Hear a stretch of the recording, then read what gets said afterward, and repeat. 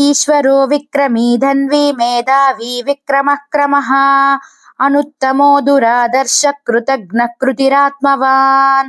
ఈశ్వరో విక్రమీ ధన్వీ మేధావీ విక్రమః క్రమః అనుత్తమో దురాదర్శ కృతజ్ఞ కృతిరాత్మవాన్.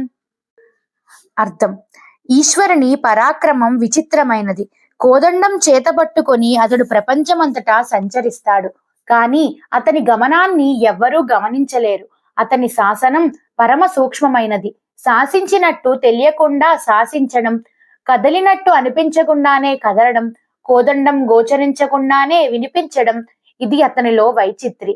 అంతు చిక్కని మేధాశక్తి గల మేధావి కనుకనే అతని విక్రమం క్రమం ఇలా ఉంటాయి. మేధస్సుకు గోచరించని ఈ మేధస్సు పరమేశ్వరుని తేజస్సును ప్రకటిస్తుంది. పురుషోత్తముడు అందరికంటే ఉత్తముడు. అతనిని మించిన ఉత్తముడు మరి ఒకడు లేడు. కనుకనే అతడు అనుత్తముడు. అతనిని అతిశయించే శక్తి ఎవరికీ లేదు. కాబట్టి అతడు దురాదర్శుడు. మనం చేసే పనులన్నీ అతని చెప్పు చేతల్లోనే ఉంటాయి. చేసింది మనమైనా చేయించింది అతడు. అసలైన కృతజ్ఞుడు అతడే. మన కృతి తత్వాన్ని గుర్తించి దానికి తగిన ప్రతిఫలాన్ని అందజేసే కృతజ్ఞత అతనిలో ఉంది. చిత్రగుప్తుని రూపంలో మనలోని దాగి ఉండి మన మంచి చెడ్డలను పరిశీలించి పాపపుణ్యాలకు తూచినట్లు ప్రతిఫలం ముట్టజెప్పే కోశాధ్యక్షుడు భగవంతుడు.